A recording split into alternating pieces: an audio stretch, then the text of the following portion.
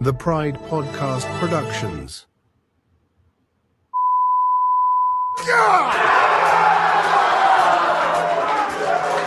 You're good enough for Detroit, Jay. But he can't bear what comes from the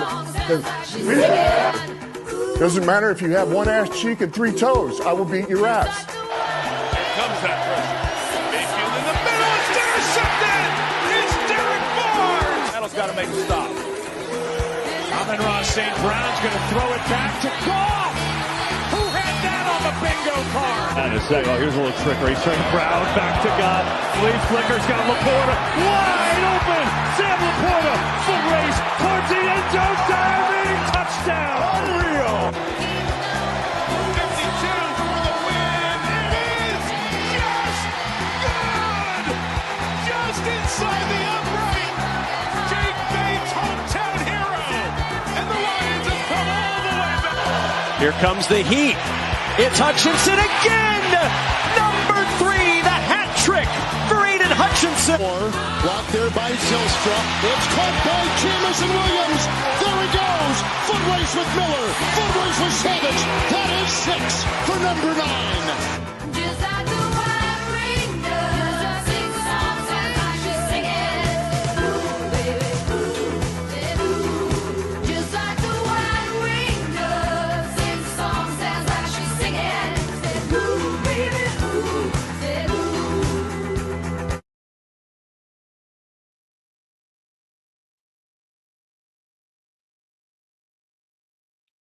Tyler, baby. No. I'm delayed, right? Well, you're muted. You're muted. Whatever. Stevie Nicks got me hyped right now. I was listening to some Stevie Nicks right now. That song got me going. Three toes, one ass cheek. I will beat your ass. That's exactly what the Lions did today. What is going on, guys? Welcome back to the Pride Podcast, episode 400. Episode 400. Malcolm, how we feeling?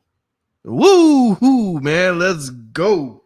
Thank God we didn't have an episode 399.5. Nope. I'll tell you that. But what's happened today, man? Yo, we definitely saw a BTA, belt to ass. That was a hell of a game, man. It looked like they answered everything from last week. It looked like it's fixed. Yeah, you remember when Ryan Poles was saying, we're gonna snatch the North and never give it back? Yeah. Yeah. He snatching shit.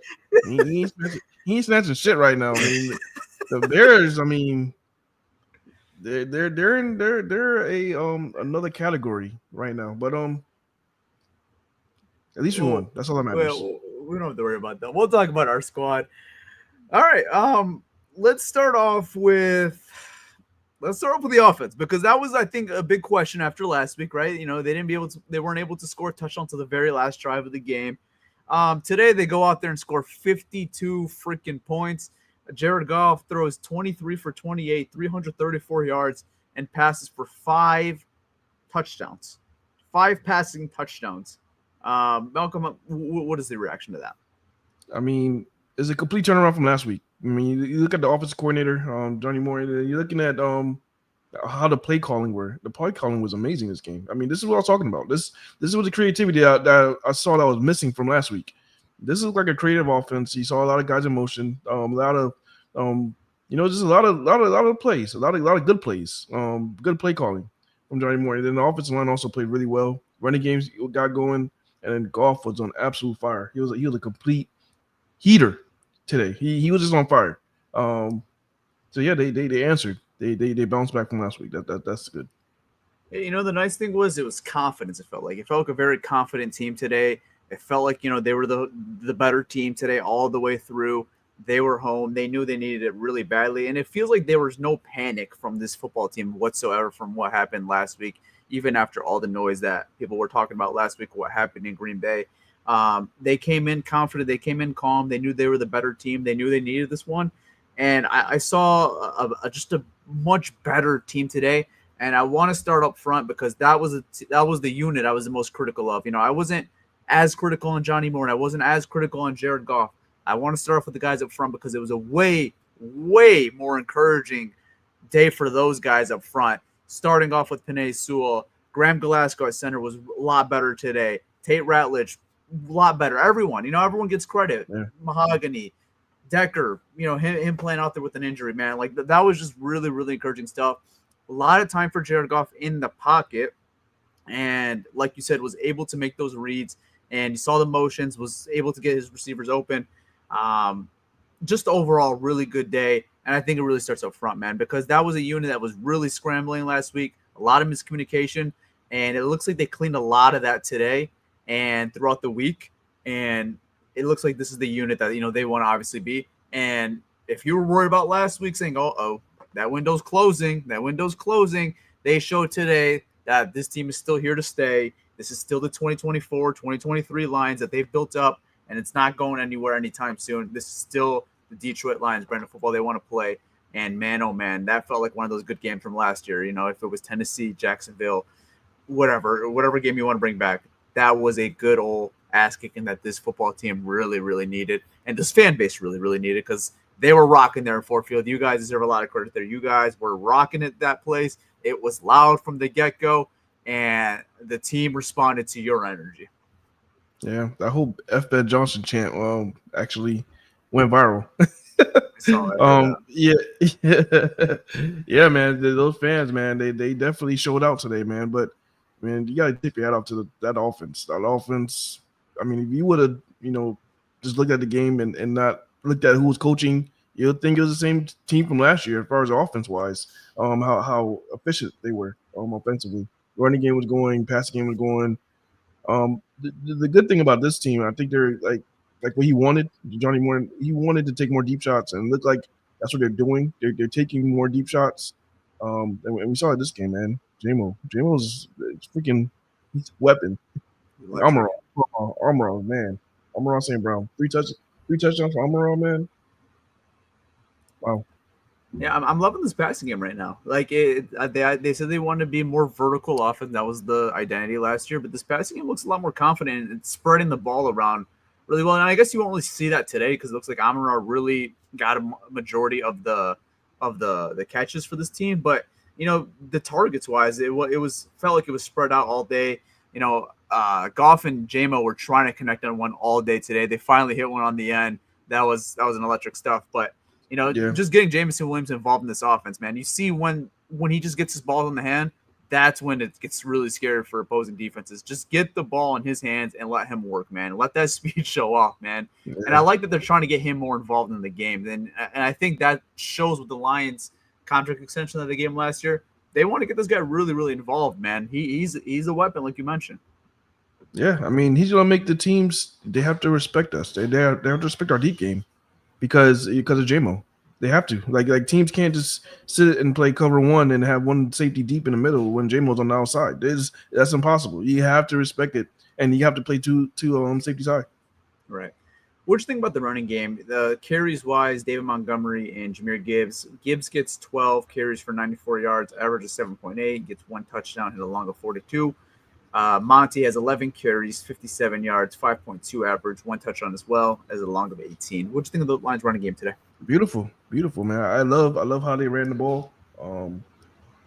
A complete bounce back from last week. Last week was a complete disaster when they were trying to run the ball. But a lot of it did come from the offensive line. Offensive line was a disaster, but it just shows how well the offensive line played this game because now you look at stats. You got Jahmyr Gibbs averaging 7.8 yards per carry. And then you got Monty with 5.2 yards per carry. And they both came with a tutty. So that's a complete bounce back for our running game. Yeah, it looked like more like the running game that we're used to. But it was a little different today. I felt like today the offense got set up from the pass, and then the running game kind of slowly opened up, where it seems like in the past, it's usually the opposite, right? You usually get the running game going and then the passing game going. But it seems like the identity today was, hey, let's let Jared Goff sling this ball and go against his Dennis Allen defense. And for the most part, Jared Goff was very, very efficient. And, outside of a couple miscues, if I'm nitpicking here, right? But for the most part was very, very efficient in this passing game. Only missed 5 passes. And, even those 5 passes he missed, he probably could have completed those ones. It was just a little mental error or whatever is going to happen in a game. But overall, it seems like a little different, though, today. It seems like they want to get the passing game going first and then the running game open. And once they got that passing game going, once Amon-Ra really started cooking, I feel like that's when we saw Jahmyr Gibbs and David Montgomery really start to spark a little bit for this offense. Yeah, because that's when they realized they had to respect the passing game. Once you had to respect the pass game, it leaves the running game wide open. That extra guy that's probably in that box is not in that box no more. Yeah. So I mean it was a great game plan. Great game plan they came in with, and I think starting the game with that play action, and because I think Ben Johnson being there probably felt like the Lions wanted to establish a run because they didn't do so well running the ball last week. Yeah, and they didn't do so well running the ball last week, so he probably figured, hey, they want to establish a run. They're probably going to get Monty and Gibbs involved. Let's try to cut that out. But the Lions came out with a great game plan. That look, we got play action, and get these guys like Amon-Ra and Jameson Williams and these other receivers, then get these guys touches. My only concern is about it's not even a concern, man. Tesla, I think Tesla need to be out there more. I'm not sure if it's a playbook issue. He doesn't know the plays well. I'm not sure, but we saw limited version. Yeah, we saw a limited amount of Tesla today, and I think Tesla is good. Once he gets it, and once he's out there, majority of the snaps, I think this offense is gonna be different. I think this offense is gonna be different, man. Yeah, he's a freak out there, but I want to go back to the game plan. I think it's not something you're gonna see every week out of the Lions. Like I think most weeks we're gonna say it every week. Get this running game going, and then the pass game is gonna really open up. But I think it was to a certain extent. We talked about on the pregame show. Ben Johnson knows this offense inside and out. You got to do something different that he's not going to necessarily expect. And I know he's not calling the plays defense, but he had a big word this mouth, especially this week. Playing Detroit, that they know how they want to get their offense going. And I feel like to Johnny Morin and this Detroit Lions staff in general, they wanted to be different and wanted to do something that they didn't think Ben Johnson would expect. And that's exactly what you said. Get the play action game going to start the game off. And it was phenomenal work out of them, man. So, big kudos to Johnny Moore. I thought it was a great plan from him. And like I said, big kudos to the offensive line up front. I thought they played phenomenal. But yeah, going to Isaac Tesla now. Phenomenal catch. I don't know how the referees messed up that play at the end of the half. It didn't really end up mattering that much it could have. Ended up being good in our favor, to be honest with you. It did. The 10-second runoff actually ended up being in our favor today, which was weird. But yeah, I agree with you, man. Tesla, I think, needs to see the field a little bit more. He is a difference maker when he's on that field. He has 2 catches in his NFL career, and they're absolute highlight reels. Yeah, for real, man. As I said, as soon as he gets it, man, I think there was a play that he was out there. I think he was subbing in for. I'm not sure if he was subbing in for JMO. There was a play, and you see Golf trying to tell him, hey. Other side, go on the other side, and you see Amon-Ra motions, and then Tesla is just like, he's like, oh yeah, I'm on motion, and that's when they called the timeout because it was almost the delay game, and then after that, I didn't see him since. So I think that was a play that he probably fucked up, and it was like, look, he's gonna be on the sideline, buddy. Yeah, he played at the end with when Kyle Allen got it on there, but it's different. Yeah, I know what you mean. But yeah, I agree with you, man. I feel like it might be a little bit of a mental thing with him, and once he really figures it all out, like he has the talent and the athleticism to be really, really good in this league. Yeah, all I'm saying is that once he gets it, man, I mean, he's out there the majority of the time. I think this offense is gonna be even better. They're gonna have another weapon, a deep threat, and a red zone target. What is he? 6'3", 6'4"? Yeah, something like that. Yeah, and he could jump out the gym too, and he's really athletic, man. So I mean. Just wait. I think this offense is going to be even better. As good as it looked today, I don't think we've seen the best of this offense. This is not the best of our offense. That's crazy to say because they scored 52 points. And that's crazy to say because they put up 52 points. Exactly. Yeah. I mean, Jared Goff, man, today, it was really confident. Like, I never bought into the narrative, but there was a lot of people this week, if it was national media or just people bringing up the stats of Jared Goff without Ben Johnson or Sean McVay, and I'm like, come on, guys, like that just doesn't mean he's gonna retro back to what he was before, just because that's not fair to compare the 2021 Lions when Dan Campbell and Anthony Lynn were calling plays to now with the team that they have around him. It's just not fair. Who was the receivers we had when Anthony Lynn was our head coach? Or not head coach, our offensive coordinator. Malcolm Hart, Terrell Williams, Amon-Ra St. Brown. Amon-Ra barely played. Amon-Ra was a rookie. Yeah, he's a rookie. He was a rookie. He ain't played to the end of the year. And they got Josh Reynolds at the end of the year too. They had nobody. I mean, Goff is a good player, man. Just let it go. Goff is a good quarterback. He's up there, right? this discussion about he needs McVay or he needs Ben Johnson. Just cut it. Yeah, I agree. All right, let's switch gears to the defensive side of the ball today. Pass rush was something that is been a big worry for Lions fans, especially after last week and then just all offseason. Aiden Hutchinson, I thought looked way better today, man. A lot more confident. Looked like he finally got that juice going, and that crowd was behind him today, man. When he got that sack, everyone was behind him, and he was enjoying that moment. So, what'd you think of the pass rush today? I think it was much improved. It was much improved. And we talked about the Bears improving their offensive line, but we still did a really great job, putting pressure on Williams. And Aiden Hutchinson did a phenomenal job. And you look at the support, the guys on the other side of Aiden Hutchinson, they played well as well. They played really good. I mean, you talk about Al-Qadim Muhammad, who came in after drawing a blank on the name, Davenport, who got injured. I'm starting to think he's made out of glass, by the way.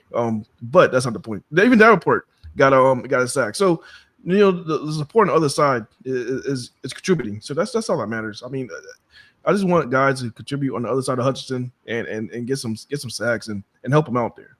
Yeah. I mean, we don't have numbers right now. We're going to find that out tomorrow. But it felt like even if they weren't getting sacks, man, the pressure was coming in and out every single time. And Caleb Williams was under duress. It felt like, especially in that second quarter and on. The first quarter, he felt a little confident. The defense was still, I think, kind of getting under their wing, kind of seeing what Ben Johnson was running. But I feel like once they kind of figured it out throughout that second quarter and on, Caleb Williams was under duress all game, didn't know what to do. And that's a big credit to that defensive line, Aiden Hutchinson. And like you said, the other guys on the other side of him, Al-Qadim Muhammad ends up getting a sack. And then Marcus Davenport ends up getting a sack as well. So, just a big credit to them just being under duress. Obviously, you want to see the sack number, and they got 4 today, which is good. But you want to see that sack number go up. But the pressures was definitely impacting the Bears offense a lot today. Yeah, I think a big key in that defensive line that's not even a stat really was Tyreek Williams. Him batting the ball down, I think he did it twice. Even though he didn't get there, but he was still able to bat the ball down. I think that was a big key. Him as well. I mean, I think he was able to put pressure on the quarterback as well, and he was able to bat some balls down. So it may not show up in the stats, but he was a key factor in that defensive line as well. Yeah, I mean, you saw some out throws out of Caleb Williams, like the one interception to Kirby Joseph, an absolute brain fart from him. There's a lot of those. I feel I just feel like there was a lot of those throughout the game where maybe they didn't capitalize and get a turnover off it, but there were just a lot of bad throws, a lot of inconsistent throws, and I think it starts up front with all the pressure the Lions were generating up there. Yeah, exactly. Yeah, that's what caused a lot of those bad throws. Once you get him off script, I mean, he tries to be. I mean, this is something that he had. One of his downfalls when he was coming from college and going to the NFL was that he tried to be Superman all the time. And when the play breaks down, he still tried to make a play. That play we threw the interception to Kirby Joseph, he could have easily thrown it out of bounds, but no, he tried to make a play. Try to make a big play when it wasn't there. So I mean, that's just one of his flaws that he has to clean up as a quarterback. How about Deion Branch forcing the fumble? No, don't say that shit. Don't say that. Don't start this shit. How many? You're not gonna start this shit. How many times did Jonathan Vilma call Brian Branch Deion Branch? Three times. At least three man, times. Nobody stopped him. That's what pissed me off. Not one person said, "Hey, man, hey, that's not his name." Not one person over there. Not one person stopped him. That's what pissed me off. I tweeted before the game, man. I'm like, oh man, we got Kenny Elber. I should have been in Ford Field today. What am I? Sorry, I do not like Kenny Elber, man. He calls too many big games for no reason, for not being great at his job. To be honest, he's better than Jonathan Vilma. I mean, Jonathan Vilma couldn't get a name right. It's just a terrible crew, both of them, Vilma and Kenny, bro. They both stink. Yeah, that's just they just do a terrible job. He's just so he's so dry. He feel like he just does not care, and he irks me. He irks me. I've never been a Kenny Elber fan, and he calls too many big games, man. The NFL is like the D team or C team, whatever. Guy calls the Stanley Cup Finals. You shitting me? Kenny Elber? You can't get someone better than Kenny Elber? Yeah. Okay. Whatever. This is not supposed to be about Kenny Elber, Ram. But, yeah, Deion Branch. Let's go back to that. No, stop calling him Deion Branch. Why do you keep saying it? Why do you have to emphasize? Why couldn't you just call him Branch? If you don't know the name, just say Branch. Like, why do you have to keep going Deion Branch? He could have said anything. He could have said BB. He could have said anything. Something, man. Whatever. What'd you think of his fumble and his play today? I thought he was all over the field today. Yeah, Brian Branch played like Brian Branch, man. You know, he's that Swift Army knife. He could do it. He could do it all. Even that play that the flag he got the roughing the passer. I mean, it's whatever. But besides that, man, everything else was phenomenal from Brian Branch, man. Yeah, he was really, really good today for the Lions. That fumble was electric, man. You see his mouth guard flying off his helmet. Played the rest of the first half without that mouth guard. I didn't even recognize him. I'm like, where's Brian Branch? Because I'm just used to like that little green mouth guard hanging. It looks like he's like an alien antenna or something like that. Yeah. But he was great today. It was nice to see Kirby get in the stat sheet with the interception as well. Branch all over the field. Just a really good day defensively, man. I think they did a really good job of playing these receivers and having Caleb Williams under duress, man. Because Caleb Williams looked confused all game today, and Calvin Shepard was looking like he was having a blast out there. He was. I mean, great game plan defensively as well. They were able to confuse him, and they were able to get a lot of stops, man. A lot of punts, a lot of stops, and that's what you need out of your defense, man. How do you feel about our cornerbacks? I mean, how comfortable are you with our cornerbacks? Is what I should say. Because I don't feel like we don't have a guy to just lock somebody up. We don't have that guy. I don't feel like we have that guy. So how do you feel about our corners? I was hoping TA would be the guy this year to really step up because they drafted him in the first round. I was hoping he could be that true CB1, and I still think he could be a good player. But I see a lot of mental errors out of TA, man, and a lot of just him getting beat or something like that, or just allowing him to catch. And it kind of gives me, I hate to say it, it reminds me of Jeff Lakuta a little bit. Like he's oh my God. I'm not comparing them two, but my point is he's always there, but he just never makes the play. And I feel like that's been a lot of Terran Arnold's career so far. A very young career, but that's been his career so far. I feel like, and am I wrong there? No, man. If I close my eyes and I look at him, I mean, I do get that vibe. Hey, I'm not gonna lie. If I squint, I see a one. I see Jeff. I see it, but I mean, hopefully he's young. Yeah. Hopefully, there's more to it. I'm not gonna just stamp Jeff Okudah yet. No, you shouldn't.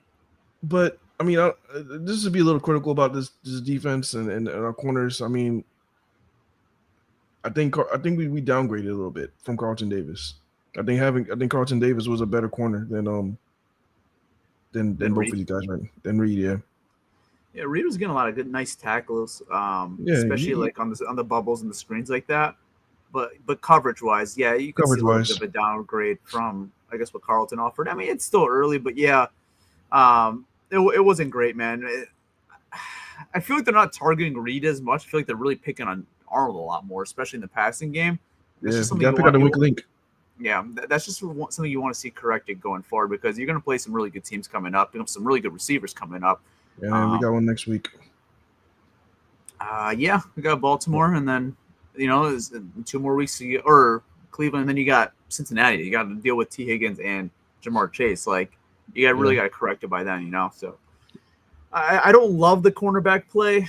I was hoping TA would really step up this year, and so far it's 2 games. I'm not trying to overreact. I just haven't seen a big leap yet from his rookie year to now. Yeah, me neither. But they're playing okay. They're playing well enough for us to win by 52-21. So yeah. I mean, you're not playing the Chicago Bears every week. Let's be honest, though. This is not. I wish. This could be an improved football team. I think the Bears, but I don't have high expectations for them to do much this year. I mean, maybe 7 wins, 8 wins. That's about where I expect them to be at their best. That's my point. When you start playing these really good teams and you got a gauntlet of a schedule, you need these corners to step up big time. Yeah, I think we'll need them to step up next week. Next week, we're going to see how our receiver play, how our cornerbacks play against that receiving core. But I mean, for this game, they did their job. They did what they needed to do. I'm hoping the pass rush too, man. I hope this can be something consistent going forward. It's not just like a 1 week thing, and they kind of go back to their old ways. And I feel like that's been a very big inconsistency of the Lions pass rush. Is like they'll have these games like this, and they'll like give you optimism and say, okay, this is going to be what it is going forward. But then they'll just revert back to a week after, and have 0 sacks, 10 pressures all game. Like so I'm hoping going forward, and next week, like you said, is a big test for Baltimore. This could be something sustainable. But to their credit, when Aiden Hutchinson was out there last year, like it felt pretty sustainable. It felt very consistent. And then when he went out, that's when kind of all hell broke loose. So now that he's out there, it looks like he got his mojo back. Hopefully we can carry that forward for the rest of the way, Yeah. I mean, those guys have got to handle their one-on-ones because all the attention is going to be on Aiden Hutchinson. As we saw today. Like, all the attention is going to be on Aiden Hutchinson. And those guys have got to win their one-on-one matchups. Yeah. Absolutely. All right. Is there anything to add on this defense? Or I think we put BTA. Everything. Yeah, no, we just put BTA, man. That's it. All right.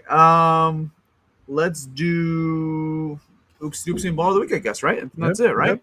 Yeah, very simple. Right. And I have it already. All right. Well, you got the honors of Ball of the Week. Yeah, so Ball of the Week. It's very simple. I mean, no surprise here. Let's go to the quarterback, number 16, Jared Goff. Jared Goff, I mean, there was a point of the game where he completed 15 out of 15 on his passes. I mean, it was a point of the game that he was absolutely on fire. And the end of the game, 23 out of 28, 334 yards, 5 touchdowns. What else to say? What else to say? I mean, if I want to put a cold baller, let's give it to Amon-Ra St. Brown too. There's both of them. They get the share today. That's fair. Goff and Amon-Ra. Let's just say it like that. Who's the 1A though? Is that you're going Goff? No, Goff. Absolutely, Goff. Okay, Jared Goff. All right. Oopsie doopsie of the week. You're gonna say we're gonna go with this one. And it kind of feels like one of those games last year when we go BTA. Who are you gonna go here? Because there's not really a player I think I could individually pick out and say, hey, I can go here. Caleb, it wasn't great, so maybe I could go to him. But I'm not going a player or a current player, I should say. Oh, what we have here? We're going former player. Former player. In the booth. Oh, I know where you're going with this one. Jonathan Vilma is my this motherfucker. Yeah, he deserves it. Of the week. The year.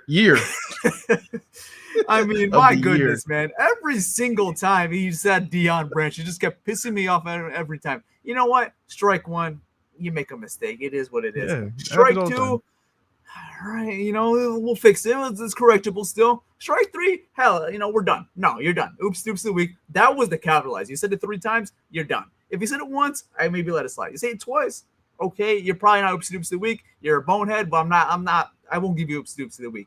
3 times, absolutely oops of the week. And if he went for a 4th time, I would have ended the segment for the rest of the year and just crowned the oops of the year by week. We could have called the Jonathan Vilma. It would be called not the oops award. It would be called the Jonathan Vilma award. No, the Jonathan Vilma award. I'm more mad at the booth because nobody stopped him. They just let him say the shit 3 times. Not one person say, "Hey, man, that's not that person. That's Deion Branch used to play for the Patriots back in the day with Tom Brady. That's a different branch." You're talking about a different branch here. That's a different branch. He played against Deion Branch most likely. Yeah, exactly. He thinks Deion Branch still out there. Yes. Like, yo, this is a different Deion Branch. The Deion Branch you talk about, you play for the Patriots. Man. You're talking about the wrong. Nobody stopped him. They just let it ride. I mean, if you want to give it to Kenny Albert, I'm not stopping you. I'll help you. Kenny Albert, yes, you could be 1B for him. I'm saying everybody up there because not one person stopped him. Nobody. I mean, I'm pretty sure they have people in the ear, and you can say, "Hey, man, no, wrong guy. Nobody stopped him." Blame Kenny Albert. That's fine. I'm okay with that. I don't even want to blame that guy. Just blame Kenny Albert. He could have corrected him. He could have. Yep. So yeah. Should I change? No, I'll keep it Vilma. But Kenny Albert's close up there. Hopefully, Fox, please don't have him calling the Lions game this year. I'm done with him. I'm done with Kenny Albert, man. I've heard enough of Kenny Albert. I don't need him anymore, man. When we were bad, that's all we got was Kenny Albert and Chris Meyer. Give me the big dogs now. I'm done. This may be a little off topic, but I just want to talk about our locks of the week, and I just want to give out some numbers. All right, of our locks of the week. Can we do that? Can we do that real quick? Yeah, So I picked the 49ers, and of course they won. And guess what the stats were? Let me just say, Mac Jones. Who? Mac Jones. Oh my God, what do you do? 26 out of 39, 279, 3 touchdowns, no interceptions. Let's go. I told you. It's a Mac Jones show. Who's he playing? Nola? Yeah, he's playing Nola. But hey, that's I'll give it to him. That's a good day. It's a good day for Mac. Hey man, Brock Purdy, you better start finding another job, buddy. Wow. It's over. It's a Mac Jones show now. It's the Mac Jones show, huh? It's the Mac Jones. They got their guy all along. Yeah, they finally got the guy. That's the guy who wanted all along. Hey, did I not give a winning ticket? You were shitting bricks while this, but I said take the Lions, Cowboys, and Detroit Tigers.